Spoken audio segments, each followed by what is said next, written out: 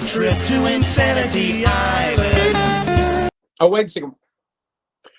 Okay, so recordify meeting. So we should be recording right now. Oh! Hey, how come it didn't say you are recording? Another exciting podcast of Insanity Island. Make sure it's recording, Doug. Well, hold on. 'Cause last time it said you are recording. It says recording on my thing. Okay, then I just want to make sure. It's I didn't want recording. to do a whole hour and we go back and we didn't get any of it. Okay, let's start from the top because we don't want this in the podcast. So just, Doug, say, okay, we are now live recording or something like that. We are. No, just say it. Says we don't want this part in our podcast. Introduce us and say the crap. Right. Yeah, just say, okay, we're live. Okay, we're live. Boom! All you're gonna do. Podcast. So you're not going to do the. You're not going to say. Remember to hit the subscribe button. No, Pendo. Okay, take three. Take three. All right. You have to do that, Everybody's going to remember to do that, Pendo. dude. Every person on the internet does that for a reason. I know, but it sounds. We have to do it. All right, take three. Let's start over. Okay, Yes. and we are recording. Whoa! All right. Another exciting podcast of Insanity We're Island. here. All We're going right. to talk some crap. But first, remember to hit the subscribe button, hit the like button, do all the YouTube stuff. Don't watch other people's videos, and do all what I just said twice. Only share and share. a good podcast, and your life will be complete. Thank you. Yeah. Thank you, Mr. Mitchell. Okay. Thank you. Okay, boys. Do you want to do the fake news segment, Doug, or do we want to jump right into current events? Oh no, because I have headlines from the Babylon Bee, the fake news that you can trust. First of all, President Biden, he's still president, right? I think so. No, he's not. President Biden vows next hurricane to hit the U.S. will be named after a woman of color.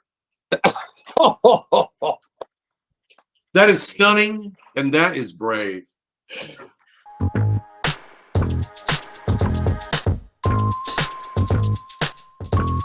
And not to be outdone by Lizzo, Beyonce performs concert wearing George Washington's teeth. Wow. Is it wooden teeth? Yes. Actually, they weren't really wooden teeth. They were ceramic. I know. But hey, it sounds good, right? No, I heard they were wooden. No, they weren't. Oh, and one more headline. Woman who owns air fryer goes a whole 7 minutes without mentioning she owns an air fryer. Well, that's impossible, because I've never seen that before. Air fryer owners are very proud of their air fryer And their food. and their food. Hey, how do you know somebody's a vegetarian? How? Come on, you know this one. Give us the answer. Don't worry, they'll tell you. It's true. They definitely will tell you. That is Okay, true. here we go. Here we go with current events for this week's Insanity Island podcast. I'm trying to look smart by doing this. See? Like I'm thinking. Yeah, rubbing your chin always makes it, and also pointing with your glasses. Damn it, I forgot about that. Yeah. You're right. Oh yeah, Pendo, you look. Your IQ just went up 20 points. Thank you. Hey, watch this. Dumb, smart. Exactly. Hey, watch. Smarter. Smart and smarter with the glasses. I'm thinking. See, I think, therefore I'm thinking. Yes. Okay. So here we go with the current events. Okay, Hurricane Ian. Okay, now let's talk about hurricane. That's a transgender hurricane. Name can go either way. A transgender It hurricane. identifies as a tropical storm.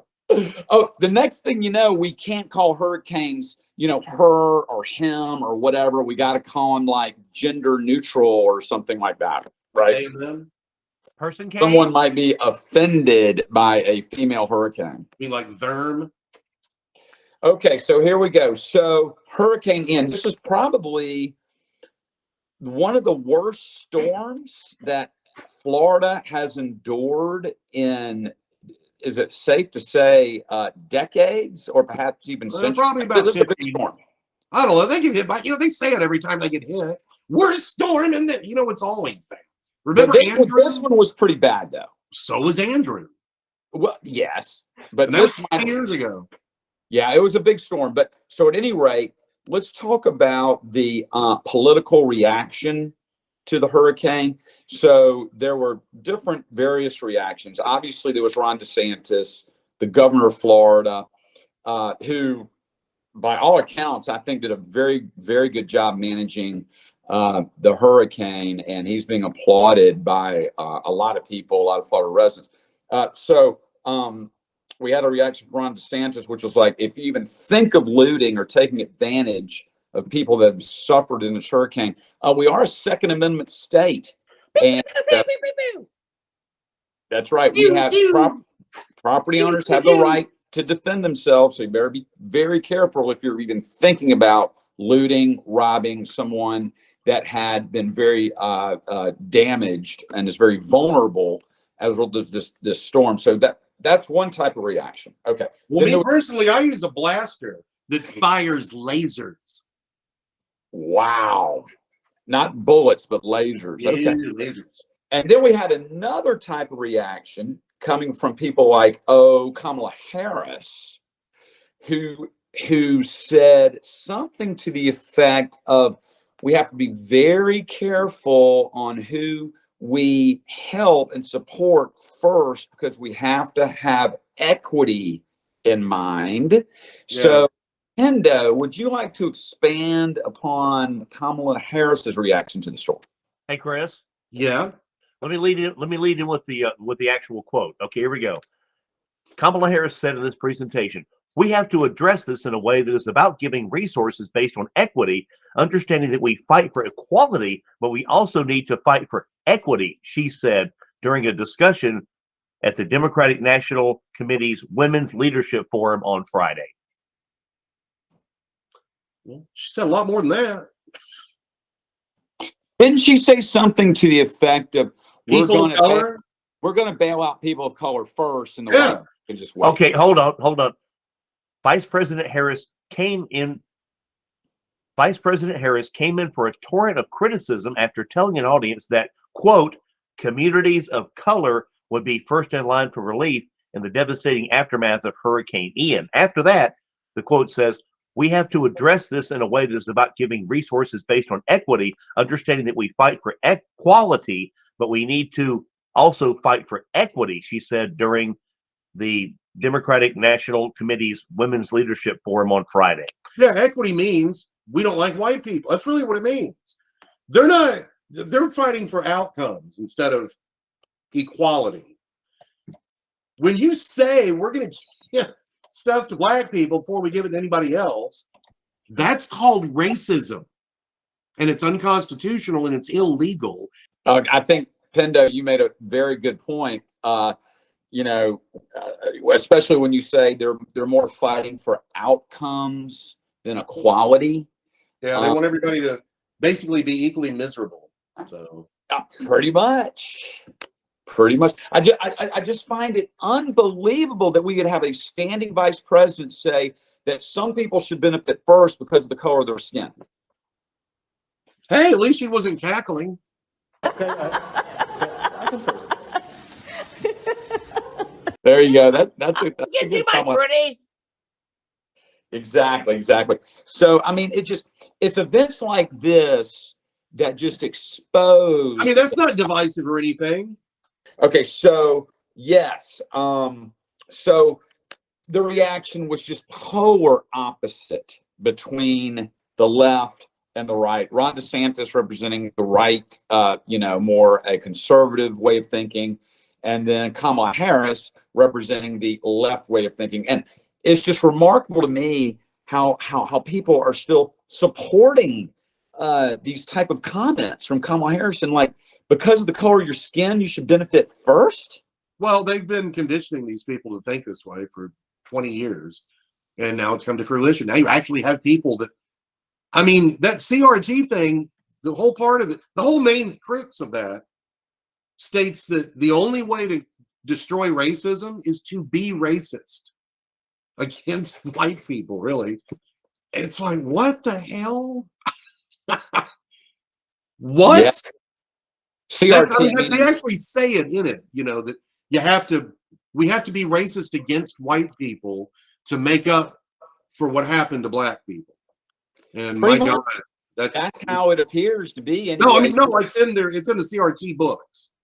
They actually say it in that. The critical race theory, CRT. Yeah, and that's their handbook. even black people don't like that stuff because it's teaching their kids that they're always oppressed. Always, no matter what, just because they're black. It's like, well, that kind of goes against every single thing the king said. So I guess he didn't do anything. Let's just tear his statues down. You know, Yeah. We're still just a big systematic racist country, even though the minorities control all the major cities. I mean, you're the system.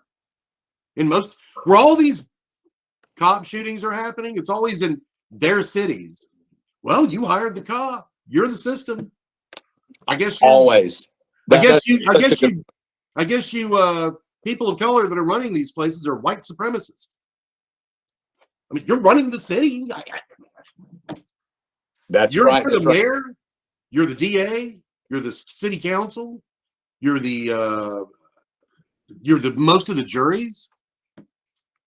And now finally, maybe people are starting to see through all this wokeness or hypocrisy, which kind of dovetails to our next topic. Are cracks beginning to form in the foundation of wokeness? Chris, I ask you. Yeah, I was watching TV the other day and a big cavern just opened up and it swallowed Samantha Bee, Trevor Noah, Brian Stelter, the Batwoman movie. A bunch of stuff is just dying on the vine. We're melting. I mean, I was scared. I was like, oh my God, it's hell. It's coming up. And they were falling in. It was awful for them. Big cracks. Oh, huge. This guy was scared. And, you know, it is interesting to see how some of their types of wokeness, shall we say, is starting to wear thin. I think people are getting tired of it. Well, Trevor Noah took Jon Stewart's ratings from 2.5 million to 300,000. Well, there you go. That's a pretty big drop. I guess America didn't like some foreign-sounding guy chastising us every night about how evil we are for existing. That's going to work. And Saturday Night Live is doing the same thing. Did the same thing for a long time. I think their ratings plummeted, right? No, their parents watch the show. Oh, their parents do. Yeah. And the media reaction to the storm, they just couldn't resist. They just could not resist. They had to go the climate change route. How about that tweet? I don't know if you guys saw it, and maybe Doug, you can put up a graphic of it at some point. But there was a tweet that I saw that was a picture of Mar-a-Lago with the storm approaching, and the caption of the tweet was, Hurricane Ian, you had one job, meaning all you had to do was wipe Mar-a-Lago off the face of the earth, and you didn't do it. Well, hold on. Okay, I'm gonna go presenter screen. Can you see him on the? Can you see? Oh yeah. We gotta watch this. Hold on. I'm gonna go. Yeah, and let's put this in there. Yeah. Why do dogs get mushy poops and achy joints? Obviously, most importantly, after why that. do so many dogs die before their time? There's a lot of reasons. Because but they in watched your experience, commercial. Almost every aspect. Okay, here we go. Climate change. Quote, I am not in the pews of the church of the global warming leftists. This is what he thinks about climate change. And now his state is getting hit with one of the worst hurricanes that they have ever seen. But you should know, does anyone remember that time when she got carried away by Hurricane Sandy? Take a look. Oh, there's good.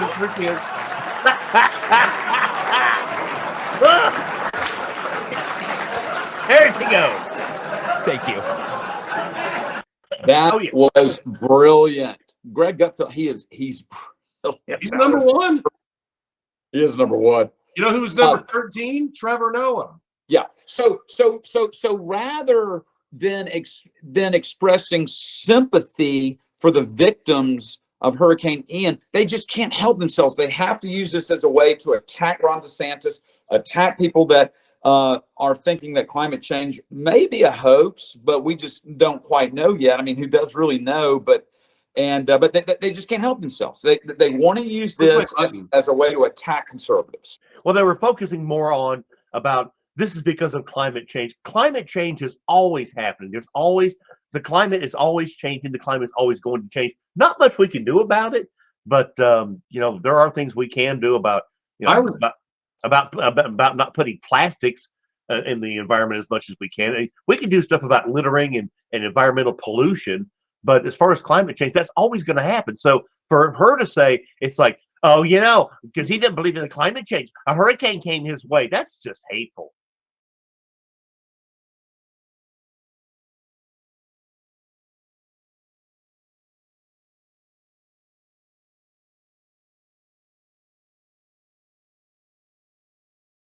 But this is the biggest scam in the history of the earth. There is no global warming happening because of human activity. There is none. And you know how I can prove it?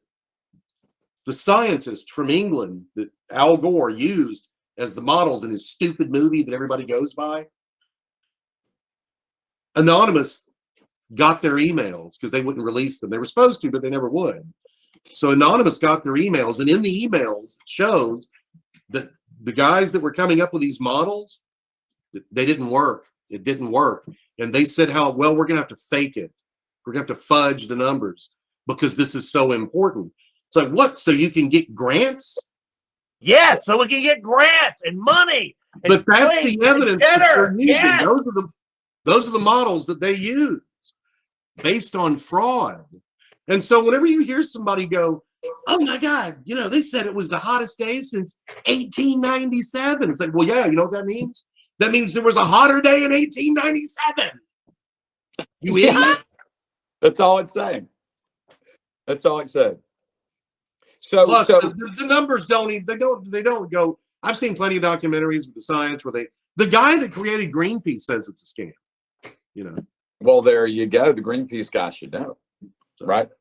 So the media reaction to the hurricane is just exposes the hypocrisy and the opportunities that they use of human suffering, of real human suffering.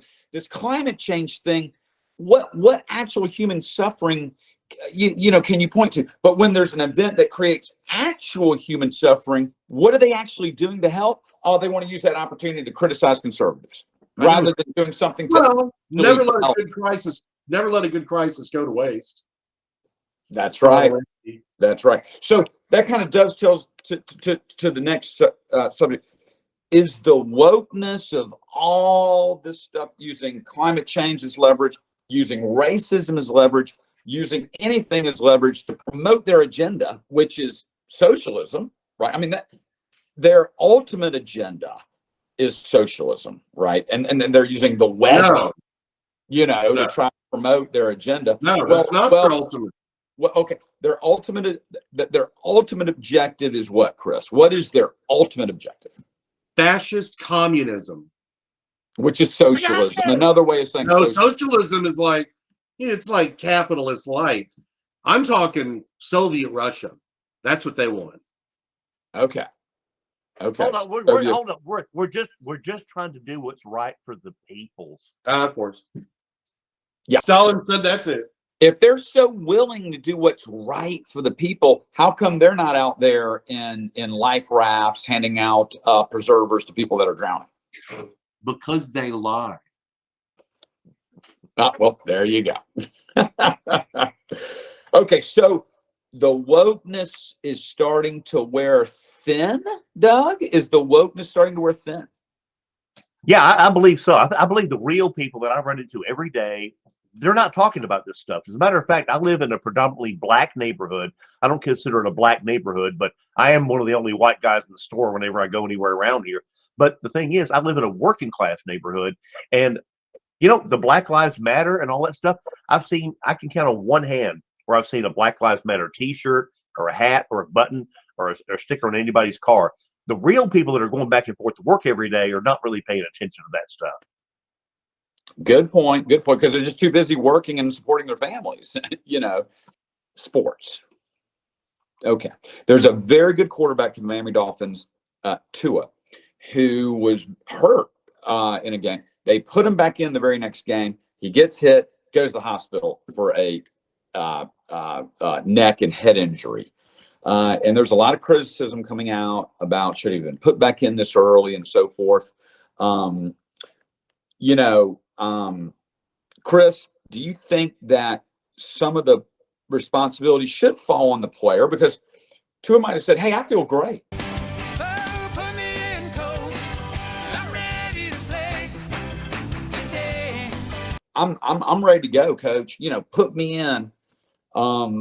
But yet there's harsh criticism that the doctor was fired over it, and perhaps rightly so. Perhaps rightly so. But again, it could have been a devastating injury. But it is American football. Okay, you understand the risks when you sign your $50 million contract, whatever it is. Oh, You yeah. understand the health risks. You go in. How much of that responsibility should be put on the player, and how much of that responsibility should be put on the medical staff? In that exact situation, that's 100% the doctor's fault. Fair enough. The kid may not feel bad. The doc's supposed to know. He's supposed to look past that and know whether he is good or not scientifically. The kid might feel fine, but underneath, he's got a brain thing going and he doesn't realize it. And all of a sudden, he goes out there, gets hits again, and dies. So the doctor, his whole job is to know, no, you can't go out. You've got to this, or we've checked for that, or your But blood. coach, I feel good. I done had a Pepsi Cola and a Mountain Dew. Let me go out there, coach. Well, no, it'd be Gatorade. That'd be all they can have. But that tastes good too. And they're going to be high on adrenaline and all this excitement and everything. And they may not feel bad right at that moment. But the doctor's supposed to know. No, that's a great point. That's a great point. Particularly in this day and age with the MRIs, the technology with the X-rays. Yeah. Well, even back in the old days, they could do little tests to see if they had a concussion or not. Right. And they said that's really not hard to tell. So they should have known. Yeah, and you could tell Tua was really, really hurt, and not just from a physical standpoint, from a mental standpoint. When you saw his reaction with his fingers and his hands near his head, and it was bad. But when you see a player go down like that, you wish him a very speedy, healthy recovery, and maybe even have to sit out for as long as it takes before he goes back in. Okay, so we'll sum it up again with our arts and culture segment. Okay, so is the wokeness in arts and entertainment starting to get old? Are people starting to not think it's funny anymore? Like Saturday Night Live has been woke for years, and are people finally starting to just completely tune out? Oh, no. People are finally starting to learn. They're starting to learn, Chris. Come on, help me out. They're starting to learn how to think, to learn that the roles between women and men are different now. So the brainwashing is working. Yes, finally. In reality, wokeness was never funny. You can go back to 2016 with the Ghostbusters chick movie. It was terrible. Everybody hated that. The women didn't go see it either. The whole movie was just man bad, woman funny, and it was just awful. And it's never been funny. It's never been entertaining, because when you write your story based around identity politics, you're done. There is no story. It's got to be, I'm gay, I'm transgender, I'm black, I'm female, I'm Jewish, I'm in a wheelchair, I can't breathe air, blah, blah, blah, whatever. And that doesn't make for a good story, especially when all the women are perfect right off the bat, no matter what. Absolutely zero story arc. And bring in the evil white male. Yeah, it's like, I think even just people who aren't white are tired of seeing it. It's like, if you got anything else, we've seen this. And plus they use the old bait and switch, like with the Thor movie. Oh, come see Thor, and he's going to be Thor. And then you get there, and all they're doing is mocking Thor, and it's about the women, and the women are stronger, and they're replacing Thor. They do that with all of them, and it's just, we've seen it. It's like all the time. Oh, wait. Was it thoughtful Thor that thinks a lot and considers things? No, actually, it was dumb Thor that was the butt of every joke. That was what they did. The women were cool and macho, and were beating everybody up, and Thor was just an idiot. It was just, Was Thor, the new Thor, dumb, but was he more sensitive? no, just stupid. Okay. Just So Thor's dumb. stupid. These people are very one-dimensional. Woman good, no matter what she freaking does. And all the white men are bad. Like, did you see Wanda? Did you see WandaVision? What was it called? It was the Scarlet Witch TV series on Disney. I did not see that. Okay, well, she had a whole town captive, and she was controlling the minds of a whole town. And she had her fake kids and her brought back from the dead husband. In other words, magically, it wasn't real. The people in the town were real, and she was controlling them, right? Because she just lost it because she lost her husband and all that, who was the Vision. So for about a year, she was doing this. At the end of the show, finally she quit doing it, and she let her imaginary family die, go off, and she's walking away. And one of the characters looks at her and says, "They'll never know what you sacrificed for them." Are you talking about the woman that held them captive and destroyed their lives for a year over fake kids and fake dad? It's like no matter what woman does, it's okay. Okay. And She's fantastic. it almost like twists up the like in the old movies. It was very easy to tell who were the bad guys, who were the good guys, right? Now, as long as it's a certain gender, a certain political identity, or whatever you want to call it, that's good no matter what they do. So yeah, it kind of makes it a little bit more confusing about who are the good guys and who are the bad guys, right? Yeah. So yeah, okay. Do we have anything else? Any other topics to cover, Doug? Hey dudes, I'm gonna have to cut it short. You got to go to the bathroom. No, I've got to go get us lunch. We haven't eaten today. Oh, lunch is important. Well, we haven't even eaten breakfast. We haven't eaten anything all day. No breakfast, no lunch. Oh, you got to eat. You got to eat. Judy's waiting on me to go get it because she can't eat until I go get it. So, Let me tell you something, Doug. That is a first world problem. plus, I'm just going to go get buffet food. Nice. Hey, why don't we start trying to do it at 10 in the morning on Sundays? 10 in the morning on Sundays it is. Yeah, that way we can be done before lunch, and Doug will have more time to edit it. We can do 10 in the morning as long as I have to do something really, really bad and terrible, like go to a Christian church. Well, yeah. Ooh. No, let us know. We'll work around that. Ooh, Christian church is bad. Christians are bad. I know. They don't like certain things. Oh my gosh, especially white male Christians. I know. How dare you have Ooh, when you're supposed to forgive everybody all the time? That sure is awful. I know. Having love and forgiveness in your heart is terrible these days. Yeah. Oh, and remember that stupid giving to the poor crap. Oh, I know, the helping the poor thing. Awful. Awful. You're supposed to talk about the poor, but not actually help them. That's right. As long as I'd rather be in the religion of the left and condemn everybody. That's right. An equal opportunity condemner. Dude, I'm off. Okay, gentlemen, till next time. Later. Doug, I'll call you in a little bit. Long live Insanity Island. Double likes, double likes, double likes. I like it. And share and subscribe. Subscribify. I do that. While every other objective, while every other media objective is to save the world, our objective is to get rich and famous. Rich and famous. Yeah. Double likes, double likes, double likes. Later, man. All right, bye.